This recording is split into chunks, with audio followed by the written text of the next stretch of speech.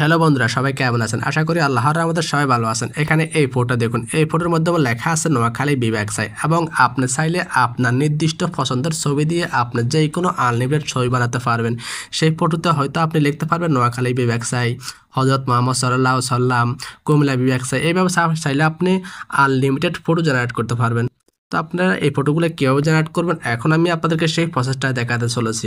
তাই ভিডিওটি স্কিপ না করে ধৈর্য সহকারে দেখতে থাকুন। আর আমার চ্যানেল নতুন দর্শক হয়ে থাকলে চ্যানেলটি সাবস্ক্রাইব করে ভিডিওতে একটি লাইক দিয়ে দেবেন। এইরকম ছবি জেনারেট করতে হলে আপনাদের ছোট্ট একটি স্ক্রিপ্ট লাগবে। সেই স্ক্রিপ্টটি কোথায় পাবেন? আমার এই ভিডিওর ডিসক্রিপশনে পেয়ে যাবেন। আমি স্ক্রিপ্টটা আগে থেকে লিখে রেখেছি, এখন আমি এই স্ক্রিপ্টটা এখান থেকে কপি করে নিয়েছি। আপনারা আমার ভিডিও ডিসক্রিপশন থেকে এইভাবে খুব সুন্দর মতো কপি করে নিতে পারবেন।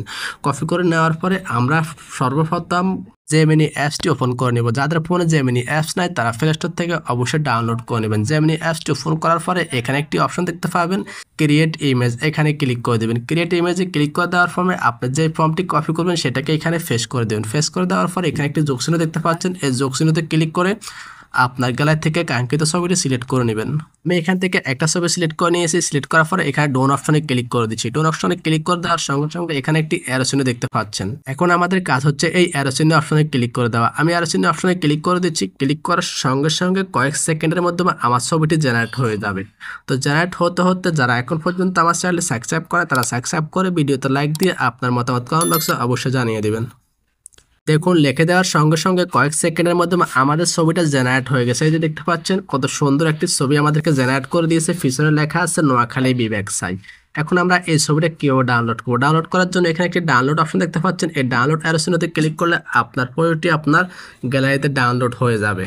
ভিডিও শুরুতে বলেছিলাম আনলিমিটেড ছবি জেনারেট করতে পারেন। আনলিমিটেড ছবি কীভাবে জেনারেট করবেন তার জন্য এখান থেকে আমি ব্যাগে যাচ্ছি। ব্যাগে যাওয়ার পর এখানে আমরা যে স্ক্রিপ্টটা ফেস করেছি এই স্ক্রিপ্টটা ভালো করে ফলো করুন।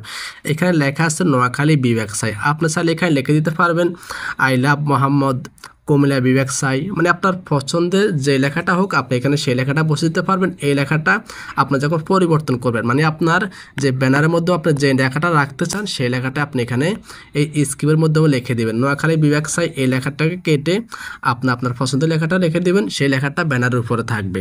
কোনো ভিডিওতে কোনো কিছু না বুঝে থাকলে আমাকে কমেন্টে অবশ্যই জানিয়ে দেবেন। তো আজকে ভিডিওটি এখানে শেষ করলাম। ভিডিওটি সম্পূর্ণ দেখার জন্য সবাইকে ধন্যবাদ।